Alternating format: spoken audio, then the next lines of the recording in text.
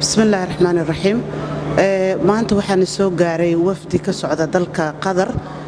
wafdigaas oo ujeedkoodu u yahay inay daraasaad iyo kormeer ay ku sameeyaan dekado dhowr ah oo dalka Soomaaliya kuwaas oo runtii aan isleenahay fursadaasi waxay tahay fursad ummadda Soomaaliyeed uga faa'iideysanayso in la helo fursado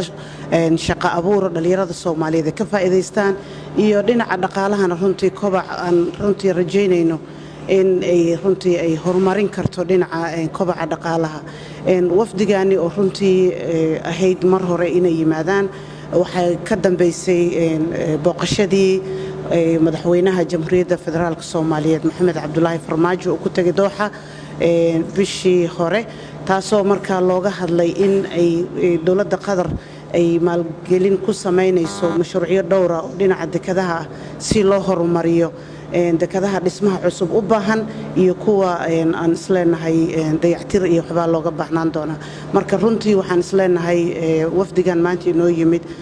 ujeedkoodii waa noocaas oo waxay maalmaha soo socda booqan doonaan dawlad goboleedyada qaar kamida meelaha ay runtii ay daneynayaan inay markaasi annagana aan ku tilmaanno oo ummadda Soomaaliyeed qaabkay uga faa'iideysan lahaayeen annagana aan ugu horseeno inay nala shaqeeyaan.